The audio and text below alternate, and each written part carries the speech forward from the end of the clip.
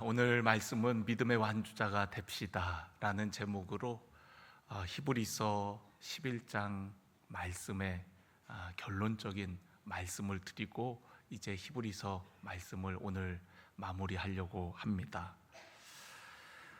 히브리서 기자는 12장에서 11장을 기록한 이유를 밝히고 있어요. 그것은 끝까지 믿음을 지킨 믿음의 선배들처럼 믿음의 경주를 계속 하라는 것입니다. 즉 믿음의 완주자가 되라는 거예요. 히브리서가 쓰여질 당시에는 교회를 향한 엄청난 박해와 고난이 있었습니다. 예수님을 믿는다는 이유로 많은 어려움을 당해야 했어요. 그러다 보니 그들 중에는 믿음의 길을 떠난 사람들도 있었습니다. 또 조금 주춤하며 뒤로 물러선 사람들도 있었어요. 어떤 사람들은 지속되는 고난 앞에서 피곤과 낙심 중에 있기도 했습니다. 히브리서 기자는 그들을 향해 뒤로 물러서지 말 것을 권면하고 있어요. 우리가 히브리서 11장을 중심으로 해서 전과 후를 이렇게 살펴보면 그것이 명확하게 히브리서 기자가 말하고자 하는 명확한 내용을 우리가 알 수가 있는데요. 우리가 10장 32절, 우리 10장의 후반부인데요, 32절부터 제가 한번 읽으면서 보도록 하겠습니다. 전날에 너희가 빛을 받은 후에 고난의 큰 싸움을 견디어낸 것을 생각하라. 혹은 비방과 환난으로서 사람에게 구경거리가 되고 혹은 이런 형편에 있는 자들과 사귀는 자가 되었으니 너희가 갇힌 자를 동정하고 너희 소유를 빼앗기는 것도 기쁘게 당한 것은 더 낫고 영구한 소유가 있는 줄 알미라. 여러분, 지난 시간에 세상이 감당하지 못하는 사람이라는 제목으로 말씀을 나눌 때에 하나님의 기적을 경험한 믿음의 사람들이 있는가 하면 기적 없이 죽어간 사람들이 있었다고 그랬어요. 기적을 초월한 믿음의 사람들이라고 말씀드렸습니다. 초대교회 성도들도 수많은 하나님의 기적을 경험하면서도 때로는 감옥에 갇혀서 모진 고난을 당하는 성도들도 있었고 또 경기장에서 죽어가는 성도들이 있었던 거예요. 오늘 여기서 말하는 말씀은 환난 가운데 구경거리가 되고 또 이런 형편에 있는 자들과 사귀는 자가 된 자들, 갇힌 자를 동정하고 또 심지어는 우리의 모든 소유를 빼앗기는 그런 상황이라고 이야기합니다. 그런데 그들은 그런 가운데에도 기쁘게 당한 것은 더 낫고 연구한 소유가 있는 줄 알미라. 우리가 지난 시간에도 말씀드렸듯이 그들은 더 좋은 부활을 바라봤기 때문에, 우리를 위해서 더 좋은 것을 바라봤기 때문에, 우리 주님께서 예비하신 더 나은 본향을 바라봤기 때문에 그들은 믿음의 길을 끝까지 지킬 수가 있었던 것이죠. 그 얘기를 하는 겁니다. 모든 소유를 빼앗기는 것도 기쁘게 당한 것은 더 낫고 연구한 소유가 있는 줄 알미라. 그러므로 너희 담대함을 버리지 말라. 이것이 큰 상을 얻게 하느니라. 담대할 것을 우리에게 당부하고 있고요. 36절에 보니까 너희에게 인내가 필요함은 너희가 하나님의 뜻을 행한 후에 약속하신 것을 받기 위함이라. 믿음의 또 다른 이름은 기다림이고 인내입니다. 하나님께서 우리에게 약속한 것을 받기까지는 여러분 기다림의 시간이 필요해요. 인내가 필요하다는 거예요. 그리고 마침내 그 약속의 성취를 보게 되어지는 거죠. 아브라함을 부르실 때 75세에 부르시며 그에게 약속하셨어요.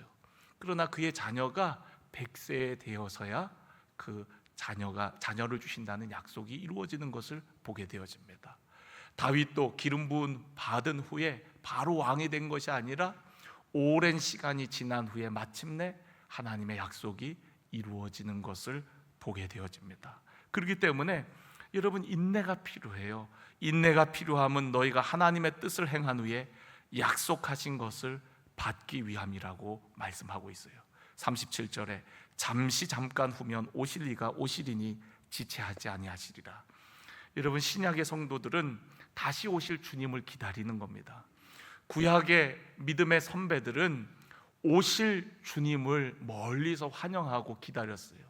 그 약속을 받은 자들도 있었고, 또 초대교회 성도들은 그 약속이 성취되어는 것을 보게 된 것이죠. 그처럼 약속이 이루어지기까지 인내의 시간, 기다림의 시간이 필요하다고 얘기합니다. 다시 오실 주님도 역시나 우리에게 그런 인내가 필요하다라고 얘기를 해요. 이제 곧 오신다라고 말씀하고 있습니다. 나의 의인은 믿음으로 말미암아 살리라. 또한 뒤로 물러가면 내 마음이 그를 기뻐하지 아니하리라 하셨느니라. 우리는 뒤로 물러가 멸망할 자가 아니요 오직 영혼을 구원함에 이르는 믿음을 가진 자니라. 아멘. 여러분, 우리는 뒤로 물러가 침륜에 빠지는 자들이 아니라 오히려 앞으로 나아가는 자들이 되어야 한다라고 얘기합니다. 그러면서 이어서 히브리서 11장에 믿음을 지키고 끝까지 인내한 수많은 믿음의 선배들을 열거하고 있는 거예요. 그리고 12장에 이르러서는 그 선배들의 이야기의 결론 부분을 이야기하고 있는 겁니다. 그래서 오늘 여기 성경 말씀에 보면 이러므로 라는 말로 시작이 돼요. 이러므로 우리에게 구름같이 둘러싼 허다한 증인들, 믿음의 선배들, 믿음의 멘토들이 있으니 모든 무거운 것과 얽매이기 쉬운 죄를 벗어버리고 인내로서 우리 앞에 당한 경주를 하며 라고 얘기하고 있습니다. 여기에서도 사용된 단어가 인내로서. 2절에도 보면은 십자가를 참으사, 3절에도 보면 거역한 일을 참으신 일을 생각하라 라고 얘기하고 있어요. 그러니까 지금 믿음에 대해서 얘기하고 믿음에 대한 결론적인 이야기를 하는데 절마다 인내, 참다 이런 단어들이 반복되어지는 것을 보게 되어집니다. 우리의 상황이 아무리 힘들고 어려워도, 우리의 삶 속에 환난과 핍박이 있어도 인내하고 견뎌내서 마침내 우리 앞에 당한 경주를 완주할 것을 우리에게 권면하고 있는 거예요. 신앙생활은 경주와 같습니다. 이 경주는 일평생에 거쳐서 달려가야 되는 경주예요. 마치 마라톤과 같습니다.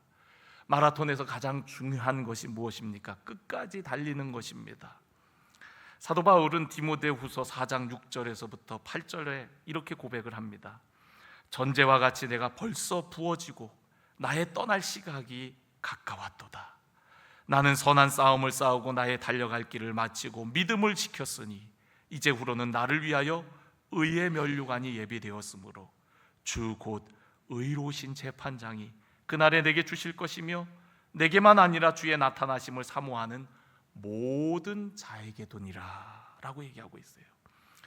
사도 바울은 자신의 마지막이 가까움을 직감했어요.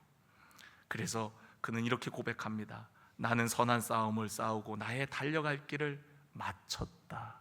근데 그 다음 단어가 중요합니다. 달려갈 길을 마치고 믿음을 지켰다라고 얘기합니다. 여러분, 사도 바울의 삶 속에 많은 핍박과 고난이 있었어요. 그런데 그때마다 사도 바울은 믿음을 지켰다라는 거예요. 믿음을 버리지 않고 그 힘든 때에도 끝까지 믿음을 지키고 믿음의 완주자가 되었다라고 말씀하고 있어요. 그 믿음의 완주자들에게 무엇이 예비되어 있어요? 의의 면류관. 오늘 찬양 가운데에도 하나님의 동역자가 되어서 우리를 위한 예비된 면류관, 그 면류관을 사모하는 우리들이 되어야 한다는 것이죠. 어떻게 하면 우리가 사도 바울처럼 또 우리가 히브리서 11장에 함께 나누었던 믿음의 선배들처럼 우리의 믿음의 경주를 잘 완주할 수 있을까요? 첫 번째는 여러분, 목표가 분명해야 돼요. 우리의 목표가 분명해야 됩니다. 경주에는 반드시 결승점이 있습니다. 그 결승점을 향해 나아가는 거예요. 그리고 아무렇게나 아무 곳이나 달리면 안 됩니다. 지금 파리 올림픽이 이제 막바지에 이르렀는데요. 올림픽에서 가장 마지막 부분에 하는 경기 중에 하나가 마라톤이에요. 이번에 끝났죠. 에티오피아 사람이 금메달을 땄더라고요. 그런데 여러분, 42.195 마라톤 그 코스를 그냥 그 거리만 달리면 되는 게 아니라 정해진 코스대로 선수들이 달려야 인정이 되는 거예요. 올림픽에서 정한 코스대로, 그 방향대로, 그 목적지에 맞게끔 달려야만이 인정이 됩니다. 만약 코스를 벗어나서 달리면 아무리 빨리 달려도 실격 처리되고 마는 것이죠. 우리가 신앙의 경주에서도 마찬가지입니다. 목표가 있어야 돼요. 고린도전서 9장 26절에 사도 바울은 이렇게 고백합니다. 나는 다름질하기를 향방 없는 것 같이 아니하고 싸우기를 허공을 치는 것 같이 아니한다 라고 얘기합니다. 다름질을 할 때 방향 없는 것 같지 아니하고, 싸울 때에도 허공에다가 치는 것 같지 아니하고, 분명한 목표를 향해 달려가고 목표를 정해놓고 싸운다라고 얘기해요. 사도 바울의 목표가 무엇입니까? 바로 예수 그리스도, 그분의 부름의 상이지 않았습니까? 빌립보서 3장 13절의 말씀을 보면, 형제들아 나는 아직 내가 잡은 줄로 여기지 아니하고 오직 한 일, 즉 뒤에 있는 것은 잊어버리고 앞에 있는 것을 잡으려고. 우리 14절 같이 읽습니다. 표대를 향하여 그리스도 예수 안에서 하나님이 위에서 부르신 부름의 상을 위하여 달려가노라. 할렐루야. 여러분, 그렇습니다. 표대를 향하여, 하나님이 위에서 부르신 부름의 상을 향하여 달려간다. 표대 되시는 예수 그리스도, 또 하나님께서 우리를 위해서 예비하신 그 상을 향하여 달려간다. 사도 바울의 목표는 분명했습니다. 오늘 저와 여러분의 목표는 무엇입니까? 오늘 여러분들은 무엇을 바라보고 있습니까? 오늘 우리가 읽은 본문 말씀을 보면 믿음의 주여 온전케 하시는 이인 예수를 바라보자라고 얘기하고 있거든요. 여기서 사용된 바라보자라는 단어는 예수님께 우리의 시선을 고정하자라는 의미가 담겨져 있습니다. 그러니까 시선을 예수 그리스도께 고정해야 된다는 거예요. 이 세상을 바라보고 우리의 시선이 흔들려서는 안 되는 것이죠. 흐릿해지면 안 되는 것입니다. 분명한 우리의 목표가 되시는 예수 그리스도, 그분을 바라볼 것을 우리에게 말씀하고 있어요. 예수님을 바라본 자만이 신앙의 경주에서 완주할 수가 있는 겁니다. 만약에 목표가 불분명하다면 좌우로 치우칠 수 있고 엉뚱한 길로 가게 되어집니다. 저는 여러분들이 분명한 목표, 하나님이 주시는 비전이 있기를 간절히 원합니다. 12일간의 미국 멘토링 비전 트립이 잘 마쳤는데요, 매일매일 GCC 교회의 믿음의 본이 되어지는 멘토들을 만날 수가 있었어요. 근데 그 멘토들의 이야기에 공통점이 있었습니다.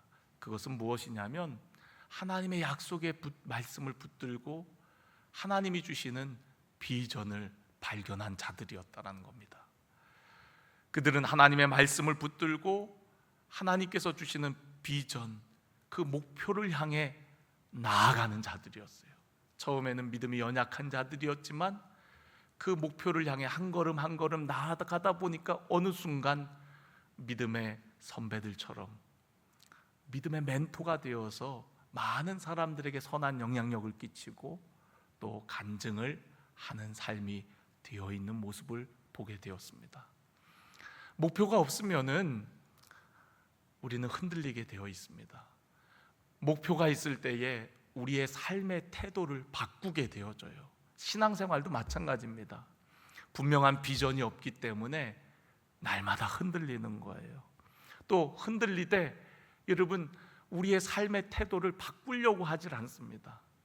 분명한 목표가 없기에 믿음의 주여 온전케 하시는 예수 그리스도, 그분을 바라봐야 되는데 세상 바라보고 사람 바라보고 끊임없이 우리의 시야가 흔들리고 주님을 놓치니까 결국에는 우리의 신앙이 자라지 못하고 10년, 20년 믿었어도 마치 제자리 걸음을 하는 것 같은 그런 모습들을 보게 되어집니다. 저는 오늘 여러분들이 하나님의 말씀을 붙들고 분명한 비전, 하나님이 주시는 목표가 있기를 간절히 원합니다.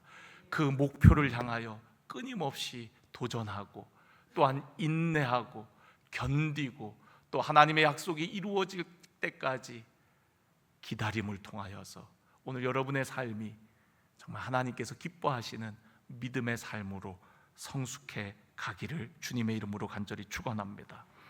두 번째 드리고 싶은 말씀은 무거운 것을 벗어야 우리는 믿음의 완주자가 될 수가 있습니다. 여러분, 경주자는요 몸이 가벼워야 해요. 우리가 TV에서 마라톤 대회 같은 거를 보면은 그들이 입은 옷은 아주 가벼운 소재로 되어 있는 것을 보게 됩니다. 마치 옷을 입었어도 안 입은 것처럼 너무너무 가볍고 바람의 저항을 덜 받는 그런 옷들을 입고 경주를 하는 모습을 보게 되어져요. 여러분, 가벼워야 멀리 또 오랫동안 달릴 수가 있습니다. 무거운 짐을 지고는 오래 달릴 수가 없어요. 무거운 짐들, 인생의 어려운 짐들, 죄의 짐들을 벗어 던져야 됩니다. 그런데 여러분, 그러한 짐은 우리의 힘으로 벗을 수가 없더라고요. 존 버년이 쓴 철로역정이라는 책을 여러분 다 아실 겁니다. 안 읽어보신 분들은 꼭 한번 읽어보셨으면 좋겠어요. 영적 순례자의 삶을 비유를 통해, 이야기를 통해 우리에게 아주 쉽게 설명해 준 책입니다. 거기에 나오는 주인공의 이름은 크리스천입니다. 하나님을 섬기는 자예요. 예수님을 따르는 자입니다. 크리스천이 천국을 향해 떠날 때에는 그의 등 뒤에 무거운 죄의 짐이 있었어요. 근데 그 죄의 짐이 어디서 벗겨지냐면요, 바로 십자가 앞에서 벗겨지게 되어집니다.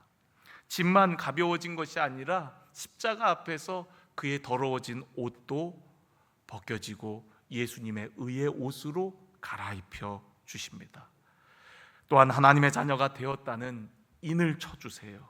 그리고 순례의 길을 갈 때 나침판과 지도가 될 수 있는 성경을 선물로 주셨습니다. 신앙의 경주를 하는 사람에게 성경이 어두운 길을 비추는 빛이 되고 낙심될 때 격려해 주는 능력이 되는 줄로 믿습니다. 그래서 참 우리가 말씀을 읽는 게 중요해요. 제가 미국에서 돌아와서 서점을 들어갔더니 서점에 8월달 큐티책이 그대로 있는 거예요. 절반 정도가 그대로 있더라고요. 제가 그 모습을 보면서 너무나 실망이 됐습니다. 우리가 큐티를 하는 이유가 하나님의 말씀을 읽고 묵상함을 통해 날마다 내게 주시는 하나님의 비전, 하나님의 약속을 기억하고 하나님의 뜻 가운데 나아가기 위함인데, 큐티를 무슨 속회 예배를 드리기 위해서 하나? 속회를 3주 동안 쉰다고 하니까 큐티책도 안 사고, 뭐 큐티책이야 반품하면 되는 일이지만 우리 성도들이 말씀을 안 읽는다는 게 안타까워서. 여러분, 우리가 말씀을 읽어야 우리가 어디로 갈지, 어떻게 해야 될지를 알지 않겠습니까? 주의 말씀은 내 발의 등이요 빛이라고 했는데 말씀 읽지 않고 어떻게 이 어두운 세상을 우리가 믿음으로 살아낼 수가 있습니까? 어떻게 하나님의 뜻을 우리가 알 수 있단 말입니까?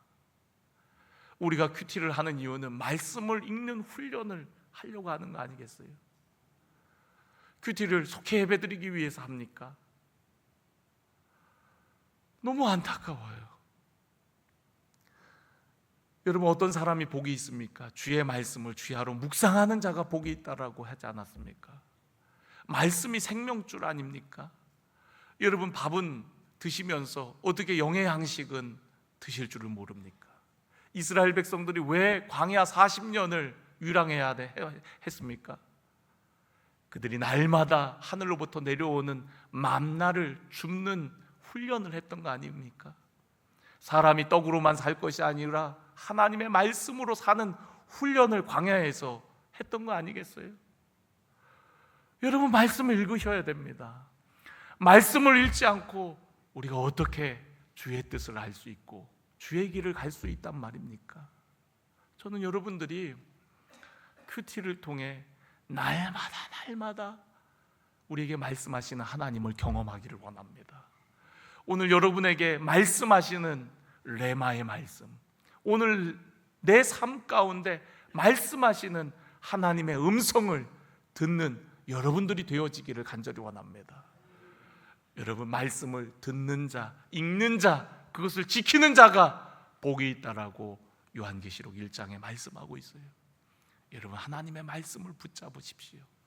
그 말씀이 우리로 하여금 주님 나라에 이르기까지 믿음으로 나아가게 할 것입니다. 말씀이 육신이 되어 이 땅에 오신 분이 바로 예수 그리스도예요. 그러니까 여러분, 우리가 예수 그리스도께 나아갈 때에, 말씀 앞에 나아갈 때에 여러분, 우리의 모든 무거운 짐이 벗겨지고, 그리고 우리의 모든 누더기가 벗겨지고 예수 그리스도로 덧입게 되어지는 줄로 믿습니다. 예수님께서는 수고하고 무거운 짐진 자들아 다 내게로 오라 라고 말씀하셨어요. 주님이 우리를 초청하십니다. 내게로 오라, 내가 너희를 쉬게 하리라 말씀하셨습니다. 오늘도 신앙의 경주 가운데 무거운 짐으로 인하여 힘들고 지쳐있는 분들이 계십니까? 주님의 초청에 순종하여 주님께로, 말씀이신 주님 앞에 말씀 가운데로 나아가시기를 주의 이름으로 간절히 축원합니다. 세 번째는 여러분, 피곤과 낙심을 극복해야 합니다. 오늘 여기 3절에 너희가 피곤하여 낙심하지 않기 위하여 거역한 일을 참으신 일을 생각하라. 그러니까 예수님을 생각하라는 거예요. 여러분, 우리는 매 순간 예수님을 바라보고 생각해야 되는 줄로 믿습니다. 우리가 그분을 생각한다는 것은 그분을 향한다는 것을 의미해요. 사람은 생각하는 대로 삶의 방향을 살아가게 되어 있습니다. 돈을 생각하는 사람은 돈 따라가고, 또한 음란한 생각을 하는 사람은 음란한 행위를 하게 되어 있습니다. 욕심이 가득하면 욕심대로 살게 되어지고요. 우리가 뭘 생각하느냐가 얼마나 중요한지 몰라요. 여러분, 예수님을 생각하시길 바랍니다. 참으신 예수 그리스도, 우리에게 믿음의 본을 보이신 예수 그리스도를 바라보시길 바랍니다. 믿음의 주요 온전케 하시는 예수, 믿음의 창시자요 또 믿음의 완성자이신 예수 그리스도를 바라보자라고 얘기를 하고 있습니다. 오늘 그 예수 그리스도를 생각하시는 저와 여러분이 되어지기를 원합니다. 예수님은 참고 견디셨다는 거예요. 예수님은 그 앞에 있는 기쁨을 위하여 십자가를 참고 또 부끄러움을 개의치 아니하셨고, 그리고 마침내 하나님 보좌 우편에 앉으셨다라고 얘기를 합니다. 오늘도 참고 우리를 위하여 간구하시는 그 예수님, 그 예수님을 바라봐야 되는 줄로 믿습니다. 우리가 경주를 지속하기 위해서는요, 어떤 고비들을 잘 극복함이 필요해요. 우리가 마라톤을 보면은 그 마라톤 경주에 그 어느 지점에 사람들이 많이 모여갖고 응원하는 그런 지점들이 있습니다. 그냥 아무데나 그런 사람들이 많이 움집해갖고 응원하는 지점을 만들어 놓는 것이 아니라 힘든 코스를 지날 때, 또 힘든 코스를 지나고 나서 그런 지점들을 만들어 놓는다고 해요. 마라톤을 하다 보면 어느 순간 숨이 턱턱 막히고 심장이 터질 것만 같은 그런 순간들이 온다고 합니다. 그런데 그런 고비를 넘을 때 고비를 넘을 수 있도록 해주는 것이 바로 사람들의 응원과 격려라는 거예요. 힘내라, 힘내라, 조금만 더, 조금만 더, 이제 3분의 2 왔어, 힘내. 이런 응원과 격려를 들을 때 포기하고 싶은 마음이 들었다가도 다시금 조금 더 힘내야지, 그러고서 선수들이 더 힘을 내서 달리게 되어진다 그래요. 그 힘든 고비를 가리켜서 데스포인트라고 이야기합니다. 죽음의 지점이라고 얘기를 해요. 그런데 그런 죽음의 지점을 극복할 수 있도록 하는 힘이 사람들의 응원과 격려라는 거예요. 오늘 성경 본문에도 여러분, 우리에게 구름같이 둘러싼 허다한 증인들이 있다라는 거예요. 믿음의 선배들이 있다라는 거예요. 우리 앞서 행한 믿음의 멘토들이 있다라는 겁니다. 그들이 하늘에서 무엇을 하고 있는 겁니까? 바로 우리를 위해 응원하고 있다는 거예요. 하나님 나라에서 이미 믿음의 길을 완주한 그 믿음의 선배들이 우리를 향하여 응원과 격려를 보내고 있다라는 거예요. 여러분, 그 응원의 함성을 들을 수 있기를 간절히 원합니다.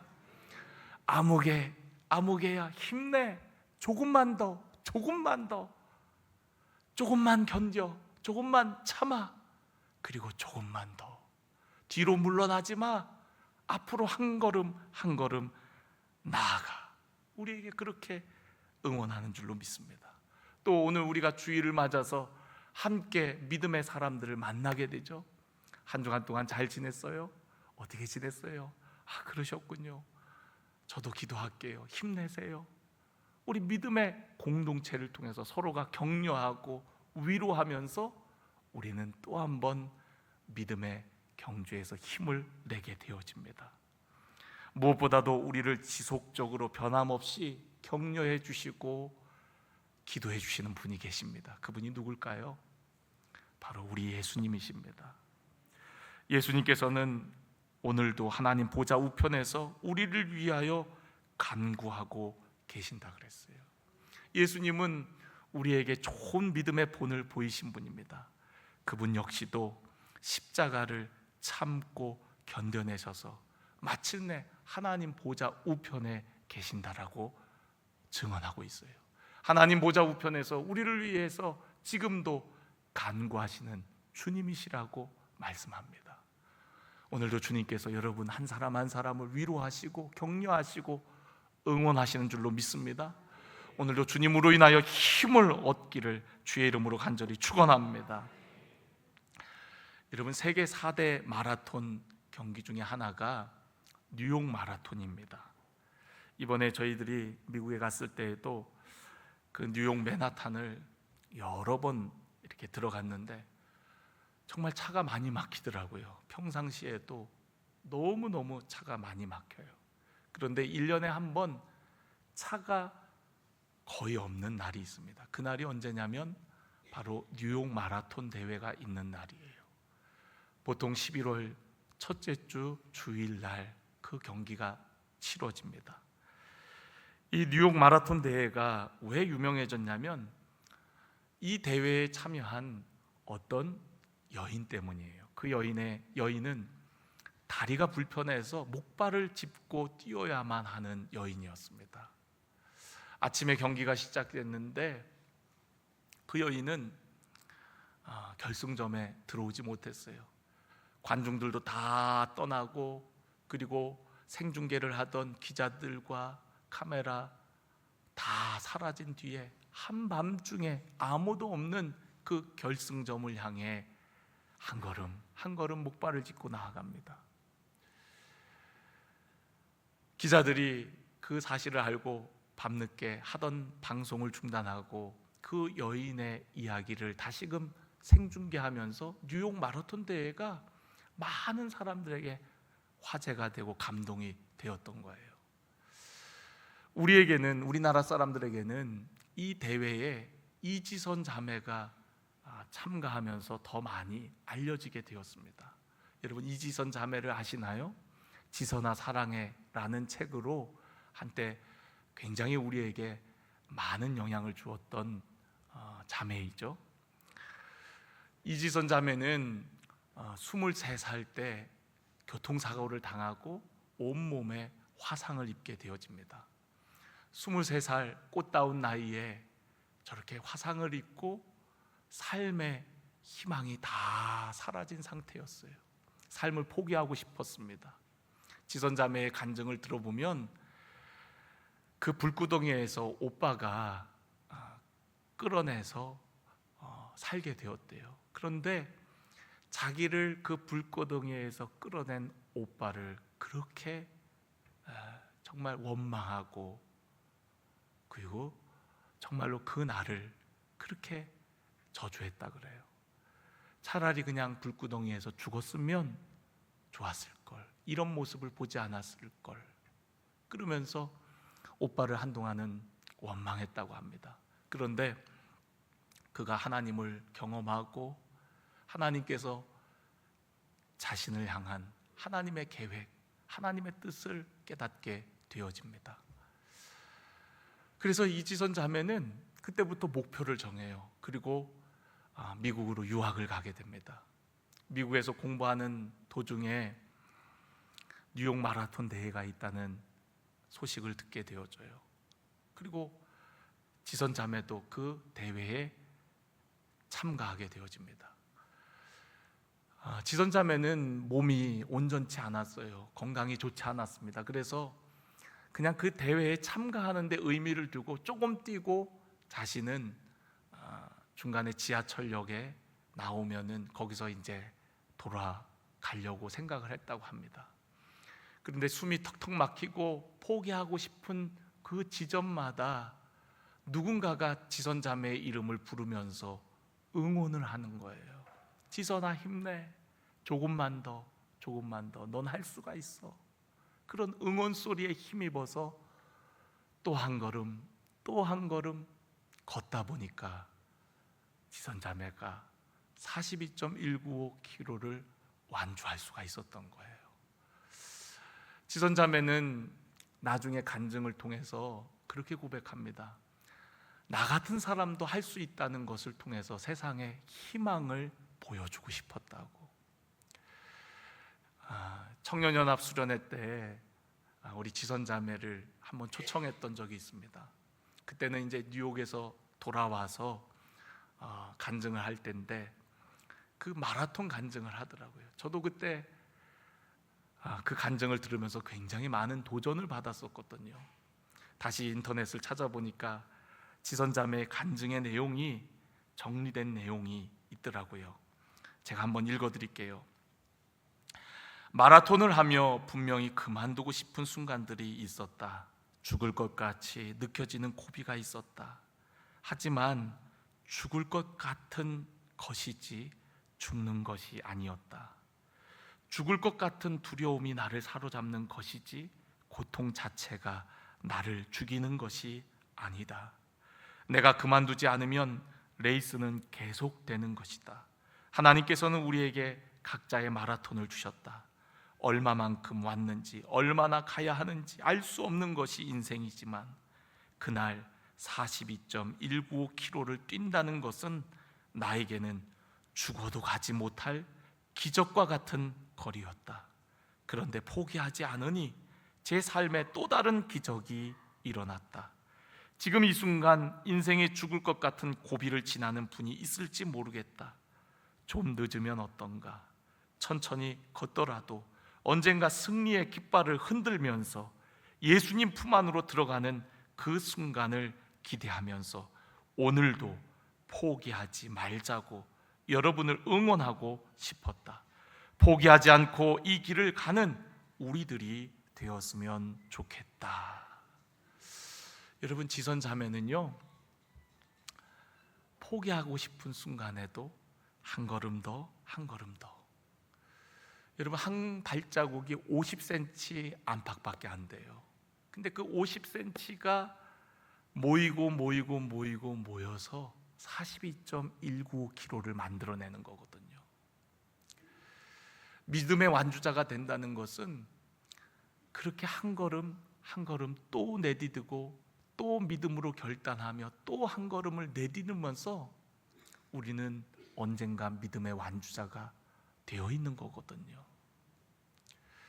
이번에 미국에서 많은 멘토들을 만나면서 간증을 들으면서 어느 시점인가 우리 안에 어떤 마음이 들었냐면, 야, 우리가 저 멘토들처럼 살 수 있을까?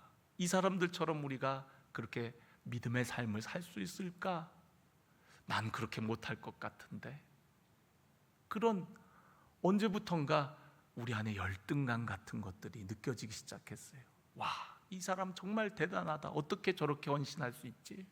어떻게 저렇게 살 수 있지? 그런데 여러분, 우리가 간증을 통해서 열등감을 갖고자 우리가 간증을 듣는 것이 아니거든요.